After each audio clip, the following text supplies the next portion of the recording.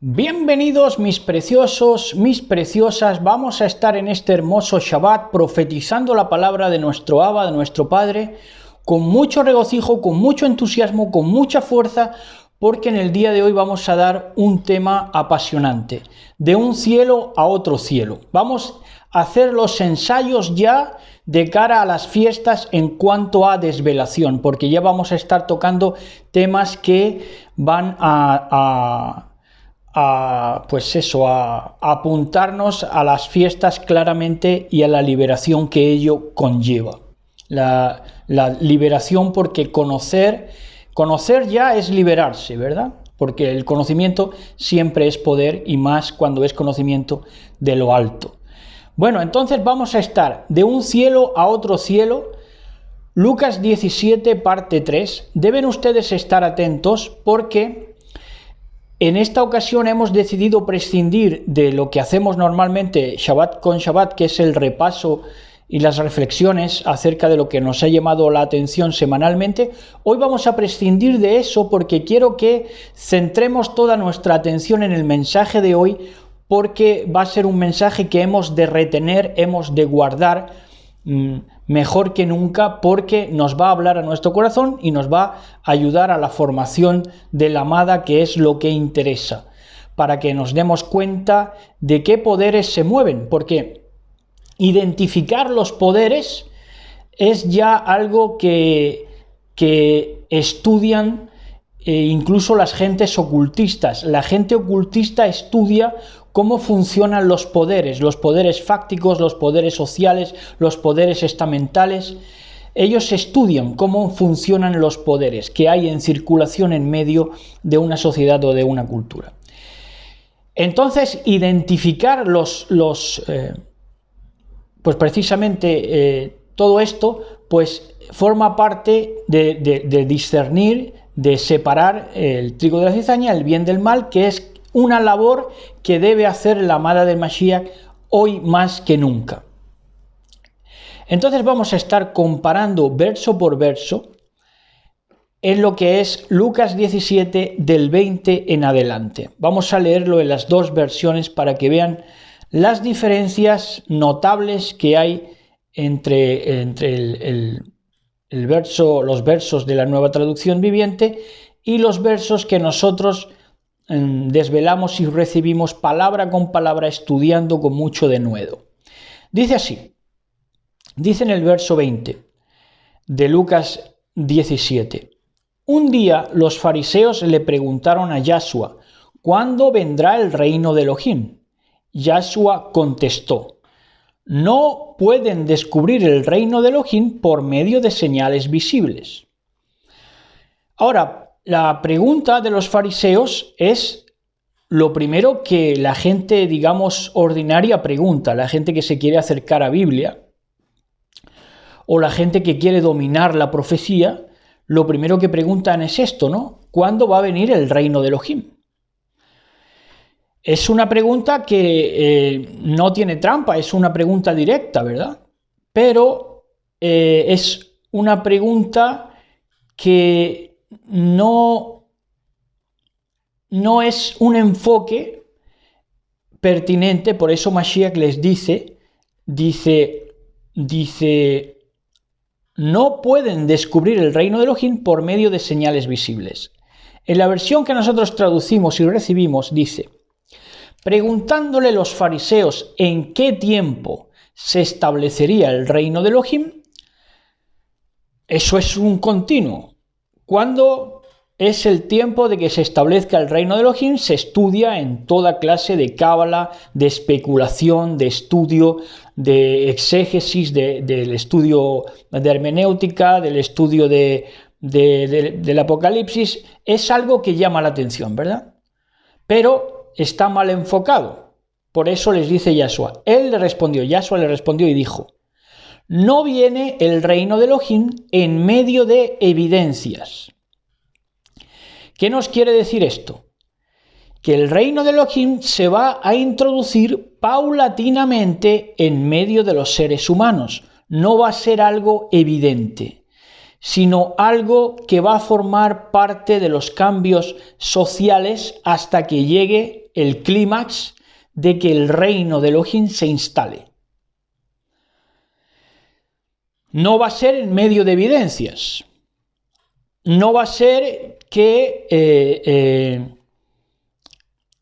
lo vean venir, porque aquí la maña, el método que emplea Mashiach es que los perversos continúen en su perversidad, como dice el libro de Daniel, el que es impío sea impío todavía, y al impío no se le haga la evidencia de que el cielo se le va a desplomar encima, para que siga siendo impío y así pueda ser juzgado como el impío que es.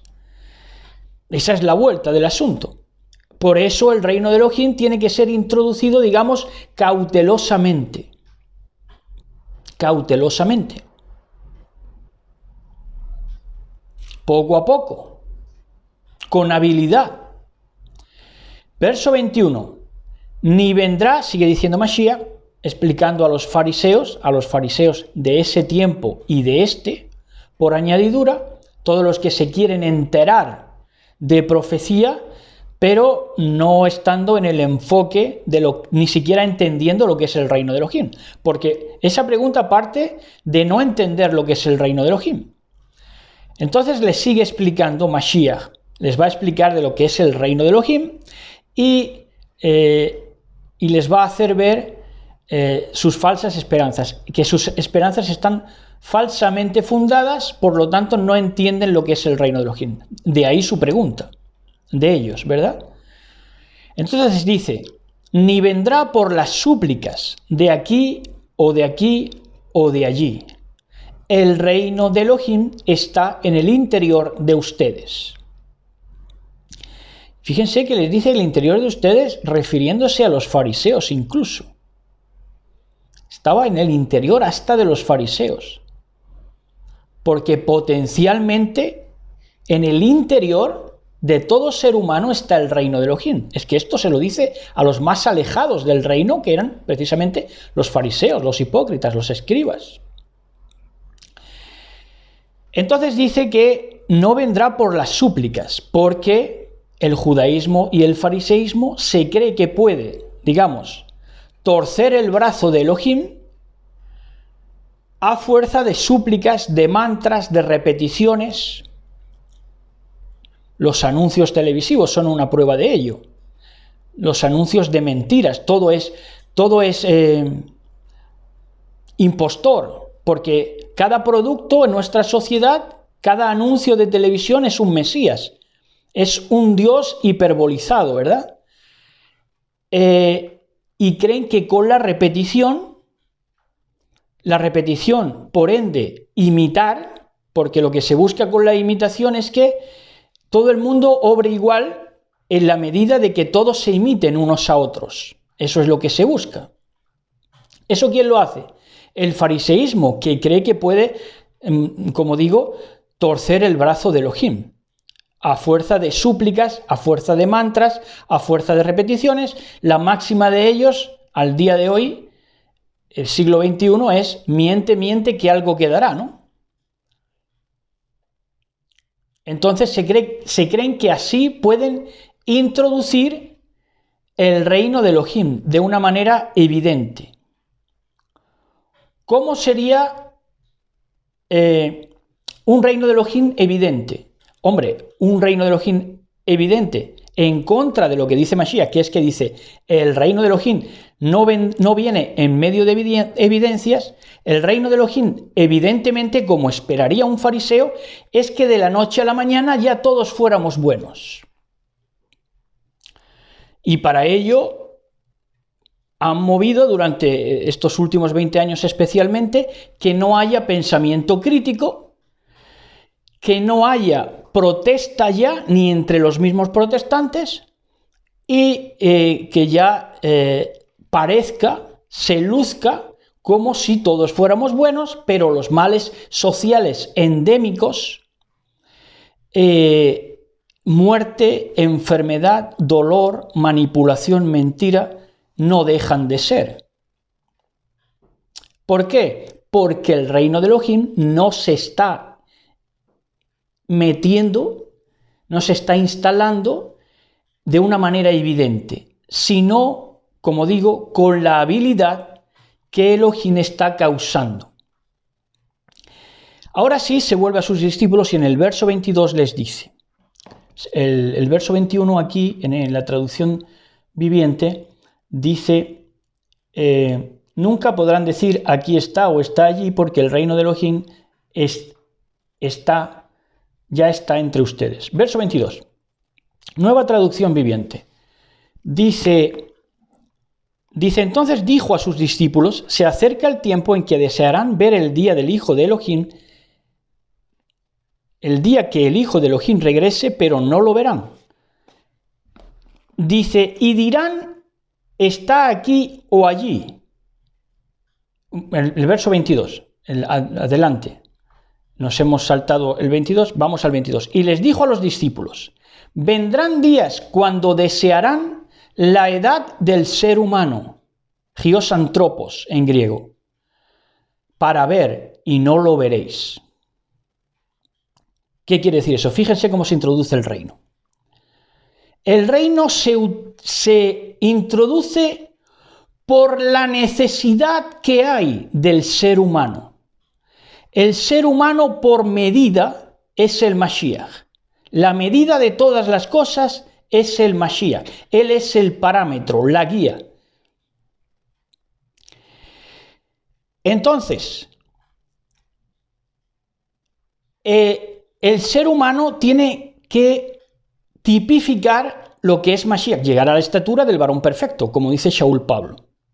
Es la medida, Mashiach. Entonces dice que vendrán días, les dice a los discípulos, vendrán días cuando desearán la edad del ser humano. Eso es sed de reino verdadero. Queremos ver la edad del ser humano. ¿Por qué? Porque en nuestro siglo lo que se da es lo inhumano, lo irracional, lo animal, en el peor sentido. Lo rastrero, emotividad animal, no consensuada con la razón. Por eso, hoy entendemos esta palabra que se les dijo a los discípulos, y les dijo a los discípulos, vendrán días cuando desearán la edad del ser humano. Esperamos un humanismo verdadero, que quedó apuntado en el Renacimiento, pero que quedó inconcluso porque no se tomó como la medida a Yahshua HaMashiach, y luego ya se torcieron de ahí. Por cierto, que esto acontece algo. Ahora que estamos leyendo mucha historia, estamos dándonos cuenta. En el siglo XVI, que es el siglo de la Reforma y del Renacimiento, es cuando se suprimen, Elohim en su providencia, suprime las pestes que hubo en Europa. Coincide con la Reforma y que el hombre empezó a querer renacer. Tuvo sed de esa edad del ser humano. Ahí Elohim tiene misericordia y suprime las plagas de peste que estaban asolando Europa. Esto no es casualidad, señores. Entonces vendrán días cuando desearán la edad del ser humano para ver y no lo veréis. Queremos ver lo humano, pero ¿qué es lo que te choca? Lo irracional, lo animal, la mentira, la manipulación, la violencia. Verso 23, dice, algunos les dirán, miren, está allí, miren, allí está el Hijo del Hombre, el ser humano, o aquí está, pero no lo sigan.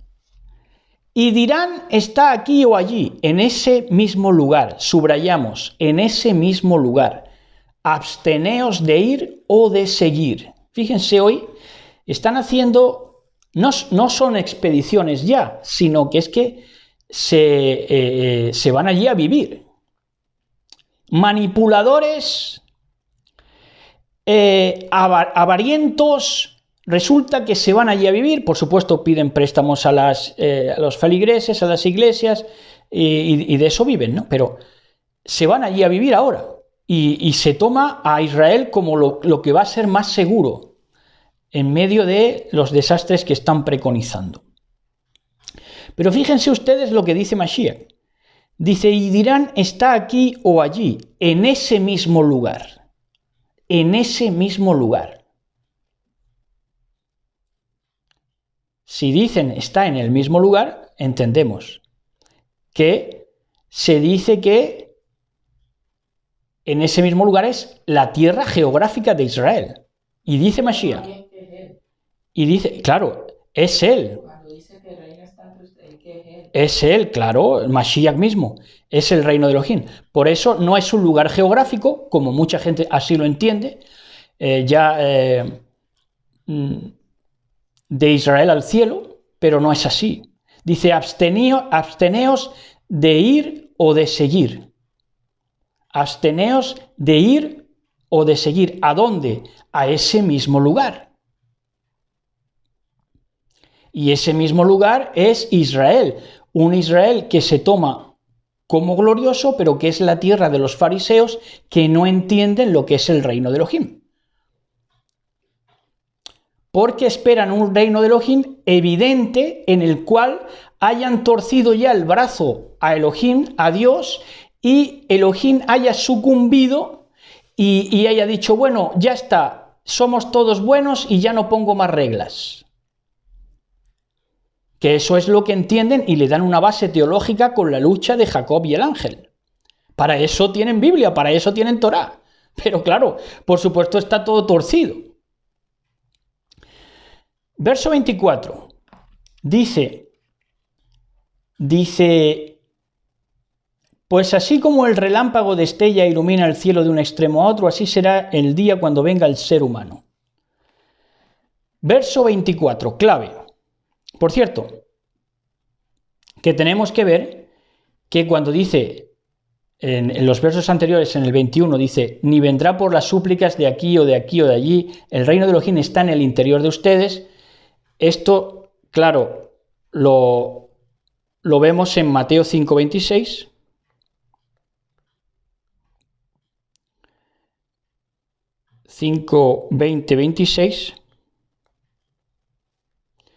Que dice así. Dice, pero yo os digo que si vuestra justicia no fuere mayor, este es el problema, si vuestra justicia no fuere mayor que la de los escribas y fariseos, no entraréis en el reino de Elohim. Hasta ahí, 5:20 de Mateo. Entonces, ¿por qué el reino de Elohim, digamos, entre comillas, está tardando tanto en instalarse? Porque la justicia de los creyentes debía superar a la del fariseísmo. Entonces, si la justicia de la amada, de la potencial amada, no superaba a estos que no entienden ni entendieron nunca lo que es el reino de Elohim e intentaron replicar a Elohim, digamos, combatirle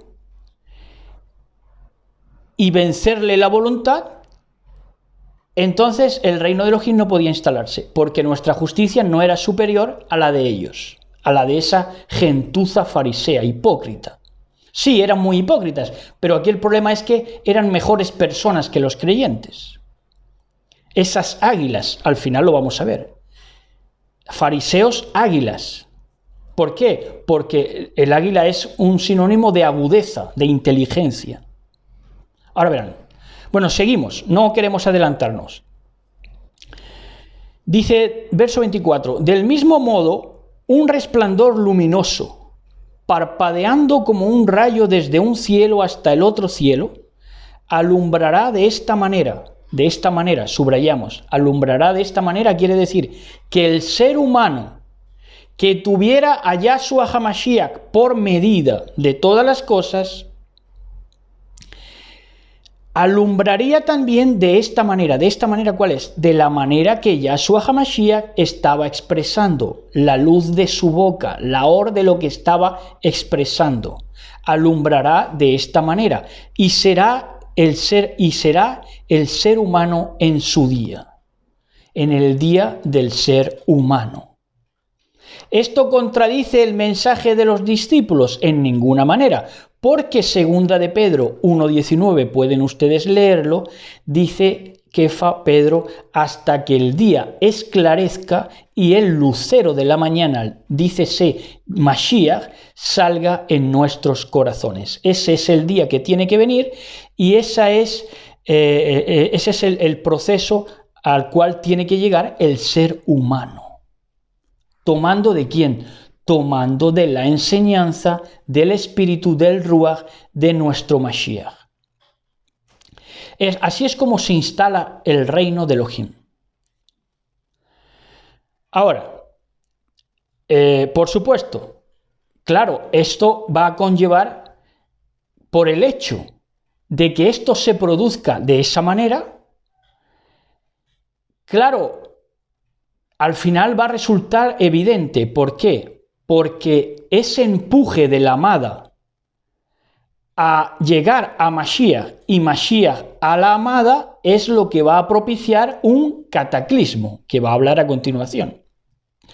Cataclismo por el amor desbordante de amado y amada. Dice así. Dice, sin embargo, primero tiene que sufrir muchas cosas. ¿Quién? El ser humano. ¿Está hablando de él también? También está hablando de él mismo, de Yahshua HaMashiach.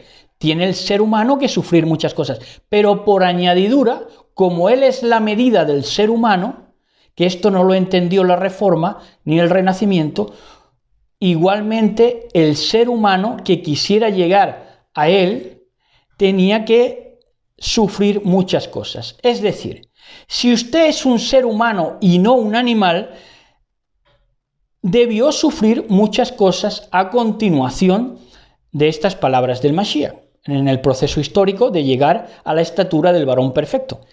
Dice, tiene que sufrir muchas cosas y ser repudiado por esta generación. ¿Cómo tiene que ser tratado el ser humano que toma de Mashiach? ¿Qué es de Mashiach? Que es, me tomaré a mí mismo, el mismo cuerpo del Mashiach, el mismo espíritu, la misma esencia.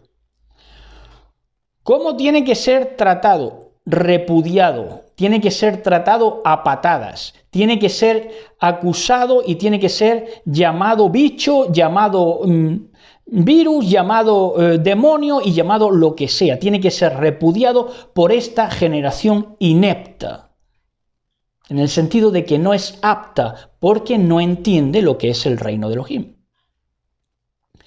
Verso 26. Y de acuerdo pasó en los días de Noé, así será también en los días del ser humano. Verso 27. Comiendo, bebiendo, casándose, ayuntándose. Fíjense, los ayuntamientos. ¿Cómo funcionan las ciudades? Claro, quieren tomar del ejemplo organicista, del ejemplo biológico. Así se constituye la sociedad. Y entonces llaman ayuntamientos a pues lo que hay en cada pueblo, lo que hay en cada ciudad. Pero ayuntarse lo hacen los animales. Fíjense. Comiendo, bebiendo, casándose, ayuntándose, hasta el día en que se introdujo Noé en el arca y vino el cataclismo y todos fueron destruidos. ¿Y todos fueron qué? Todos fueron destruidos. Verso 28. Y de manera similar sucedió en los días de Lot.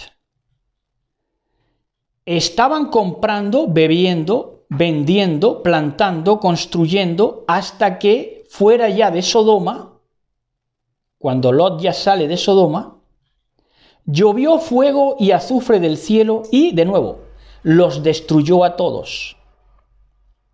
¿Por qué los destruyó a todos?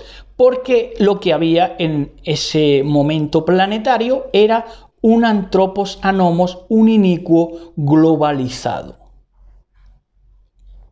Un animal irracional. Verso 30. Aproximadamente igual sucederá en el día en que el ser humano sea desvelado. Verso 31.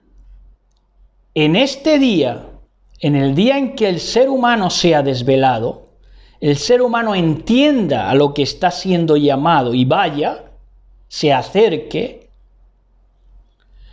en este día los muebles, esto me costó mucho entenderlo, me costó varios minutos de pensarlo, porque no lo entendí al principio. Fíjense que la traducción aquí en el 31 es la que sigue, dice, ese día la persona que esté en la azotea no baje a casa para empacar, la persona que está en el campo no regrese a su casa. Lo de la azotea y tal, ¿no? Esto es un clásico. Pero lo que dice aquí es que en este día los muebles se pondrán sobre el techo de la casa y será tirado abajo, el techo, al campo de nuevo para que ya no regrese.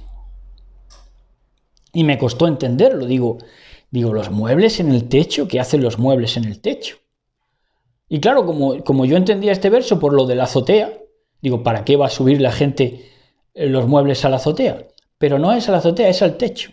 Entonces, ¿qué va a pasar ahí? Que le va a dar en el tuétano de las creencias de la gente, así como sucedió en la tierra de Egipto. En la tierra de Egipto, Mashiach, Elohim, atentó contra los antivalores culturales de Egipto. Y en este momento histórico va a hacer igual, va a proceder de la misma manera, echando abajo la inversión de valores. Les va a pagar con su misma medicina. Quisieron una inversión de los valores en la que ahora ya culpan a Elohim, a Dios, de crímenes de lesa humanidad, de atentar contra los derechos humanos. Dentro de esa inversión satánica de los valores, bueno, pues van a tomar de su propia medicina. Se les va a su inversión volver del revés. Se van a poner los muebles sobre el techo. Va a, ¿cómo podríamos decir? Es que no es eso que decían de que la Tierra va a girar sobre su eje. Es que ya se está viendo en el sentido espiritual que todo está del revés. Esto ya simbólicamente y espiritualmente. Pero va a pasar físicamente, porque si lo dice así, lo va a pasar así.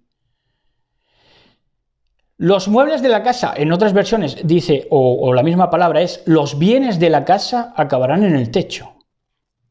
Se volcará todo. Se enloquecerá, cataclismo, enloquecimiento de los astros, si quieren llamarle así. Porque esto está profetizado desde el tiempo antiguo, Isaías 24:20, entre otros, lo podemos ver, entre otros versos que hablan de lo mismo. Isaías 24:20, por ejemplo, nos dice,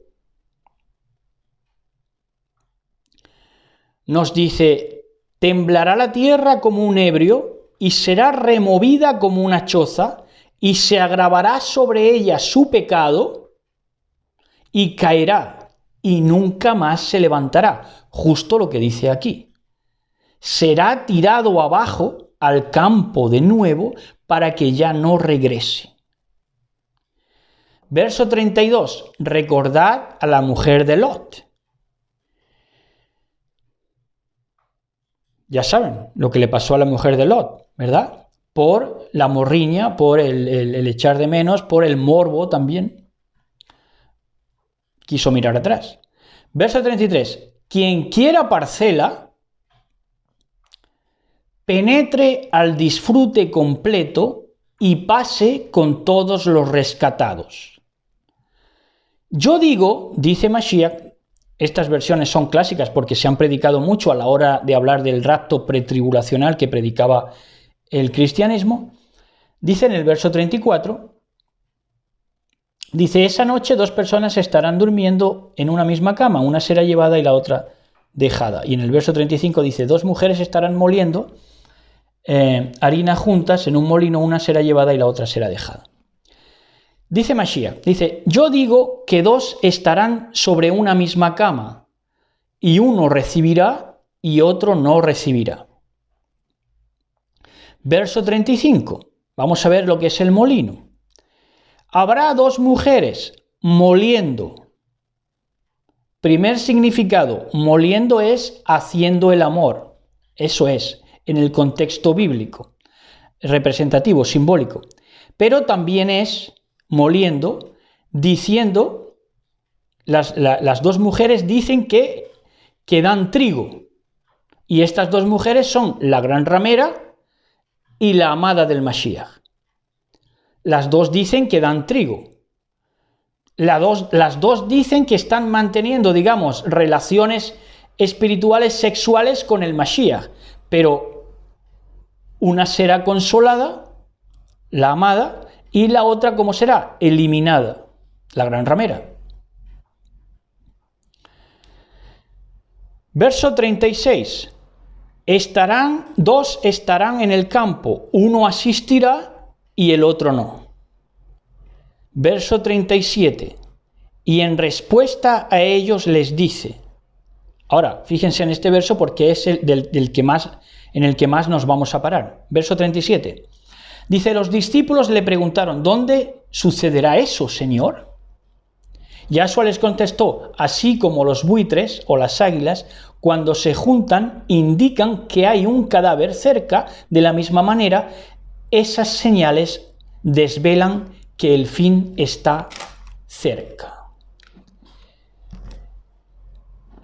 Dice, y en respuesta a ellos les dice, donde el Señor les dijo que donde el cuerpo es, también las águilas harán su montaje. Es un verso, digamos, difícil, simbólico, enigmático incluso. Pero fíjense, dice, donde el Señor les dijo que donde el cuerpo es, también las águilas harán su montaje. ¿Quiénes son las águilas? Los fariseos, los escribas, los diseñadores, los elucubradores, los animales que protegen un sistema irracional, quieren guardar su ecosistema como vigilando, águilas vigilantes, águilas agudeza, intelectualidad. ¿Entienden? Y como el cuerpo, aquí donde se juntan las águilas es en un cuerpo potencial.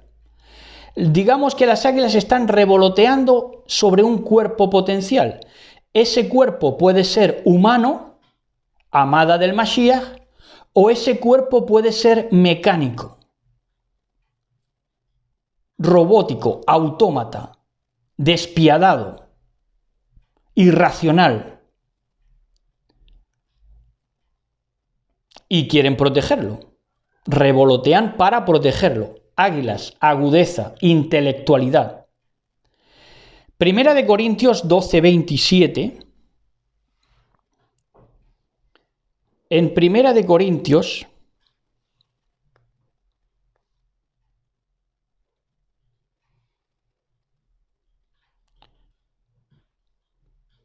Primera de Corintios 12, verso 27, nos va a decir así.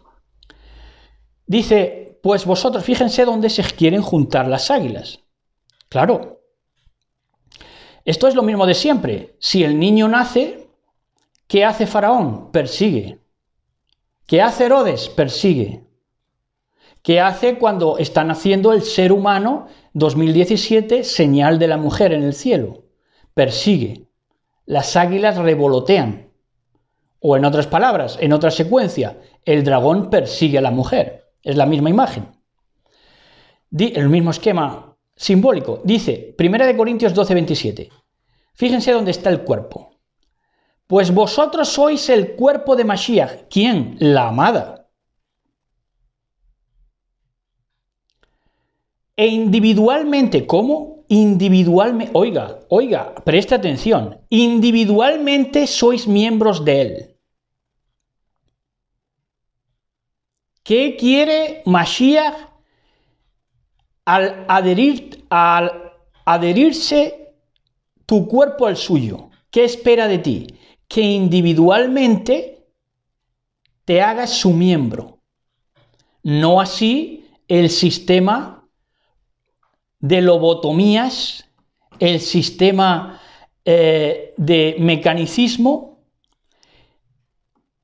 que quiere que te insertes en un colectivo y pierdas tu individualidad y tu capacidad de razonar. Entonces, por eso las águilas están reunidas de esa manera, ¿verdad?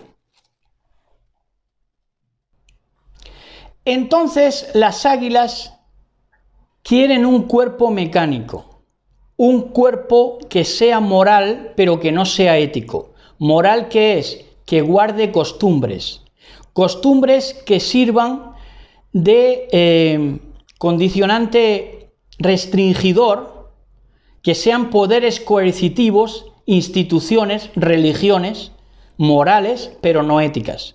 Morales es que guarden una costumbre. Por eso el judío sigue siendo judío y el cristiano sigue siendo cristiano, porque están vigilados por poderes coercitivos que los controlan. La ética pregunta por lo bueno, pero la moral no pregunta por lo bueno. Sirve solamente para coartar tu libertad. Entonces, las águilas, los neovigilantes, los fariseos, animales irracionales que quieren perpetuar un sistema irracional animal enfermo, postularon el funcionalismo. El funcionalismo son articulaciones sociales. Articulaciones sociales que van a transformar las necesidades orgánicas en cultura secundaria. Es decir, las necesidades orgánicas no solamente son necesidades orgánicas de ir al baño y de comer y de tener relaciones sexuales, sino que también entran en las necesidades orgánicas, digamos, inquietudes intelectuales, necesidades de aprendizaje. Bueno, pues esas necesidades de un aprendizaje, de una Torá, en definitiva, la va a transformar el funcionalismo en cultura secundaria. ¿Qué es en cultura secundaria? Los planteamientos filosóficos que tiene que hacerse el individuo, ya no se lo va a hacer el individuo, sino que le va a aparecer en películas, en cine y en tantas otras cosas, pero no va a formar parte de los procesos cognitivos del individuo, sino que se lo van a enseñar como cultura secundaria. Para que el hombre no sea quien indague, sino que ya indaguen por él. Otro medio, Hollywood o otro libro que se lea o lo que sea. Ahora, no se quedó solamente en el funcionalismo, sino que también se tomó del estructuralismo francés. En el funcionalismo se habla de densidad mecánica, que era el entresijo entre solidaridad mecánica y solidaridad orgánica. La solidaridad orgánica era que el hombre tenía necesidades, pero la solidaridad mecánica es que ya estaba todo configurado para que los resortes mecánicos socialmente coartaran las libertades intelectuales por medio de restricciones, de normas, de leyes que nada tenían ya que ver con Torá y con un aprendizaje de vida, sino que tenían su valor en lo que era automático, a lo que era irracional. Es decir, Las restricciones no tenían una razón de ser, pero estaban ahí, ¿verdad? Y estaban consensuadas socialmente, jerarquizadas, sistemas irracionales jerarquizados. Y así ha sido. Por ejemplo, por poner un ejemplo, los ancianos son los que tienen la voz y el voto, y eso se respeta. ¿Es racional? No es racional, porque lo lógico sería que el hombre más sabio fuera el que tuviera la voz, pero no es así. O, por ejemplo, que la voz escuchada fuera la voz de autoridad. Pero no es la voz de autoridad la que se escucha, sino la voz autorizada. ¿Quién la autoriza esa voz o esas voces?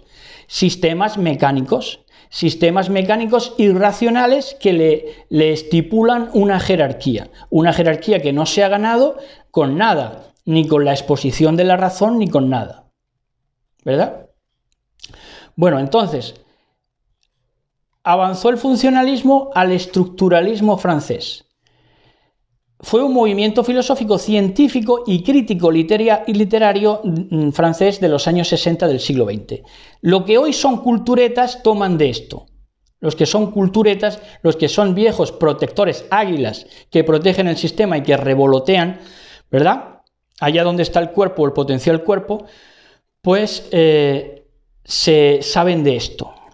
Primero el estructuralismo, naturalmente, tomó del funcionalismo, como hemos explicado, y si no lo entienden ahora no se preocupen, porque lo volveremos a repetir en las fiestas sucesivas si Elohim nos lo permite. Entonces,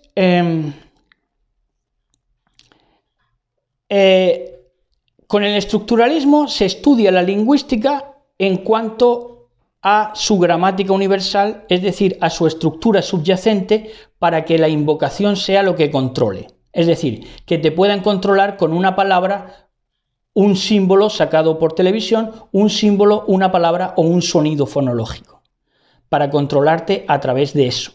Eso es el estructuralismo. Reglas ocultas, la psique interna, ¿verdad?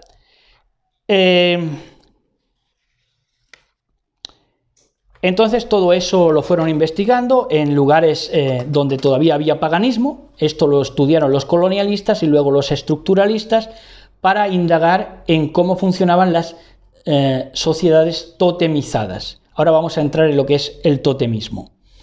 Se dice que el aporte del estructuralismo fue de que nos hacía ver las relaciones de poder, eso sí es verdad, porque las relaciones de poder estructurales son por parentesco, no solamente por parentesco familiar, sino por afinidad de gremio o de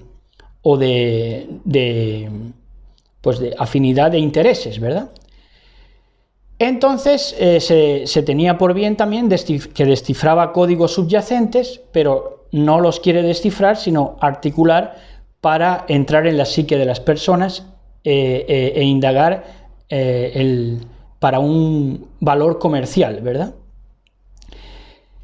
El totemismo está inclinado al animal, porque lo que hace el totemismo es que deifica, hace un dios de lo animal.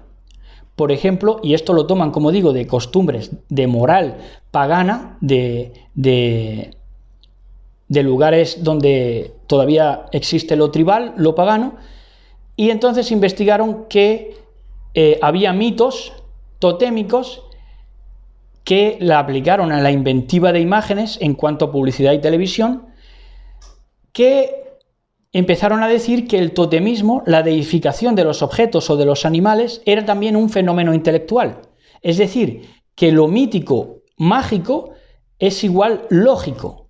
Y entonces, por medio de este estructuralismo, ya tuvieron licencia los conservadores, las águilas, de ser lo idólatras que son, porque ya no le veían impedimento a exaltar a una imagen, a sacar una escayola, a revestirla de oro o a deificar lo que fuera, porque ya se tomó desde el estructuralismo como que era algo lógico, algo incluso intelectual, un proceso lógico, ¿verdad? el totemismo, el deificar al objeto o al animal. Entonces, pues así actuaron las águilas, ¿verdad? Ahora, para acabar, ya que sabemos cómo se las gastan, ya que hemos desvelado en el día de hoy lo que es el reino de Elohim, y que esta gente que indaga de esta manera, que quieren proteger ese sistema, ese cuerpo mecánico, no van a entender nunca, pues acabar pues con una canción. Ya verás, paloma. ¿Cómo era? Ya verás, paloma, que el gavilán no te coma. Paloma, que el gavilán no te coma, amada del Mashiach en el día de hoy, en este precioso Shabbat. Así que un beso y un abrazo para todos. Shabbat Shalom, bendiciones, que coman, beban, rían, abrácense mucho, bésense mucho, quiéranse mucho y denle todo el amor que puedan abarcar y abrazar, ¿verdad? De parte del Mashiach, para compartirlo con los demás de la mejor manera y en la mejor disposición. Shabbat Shalom, besos y abrazos.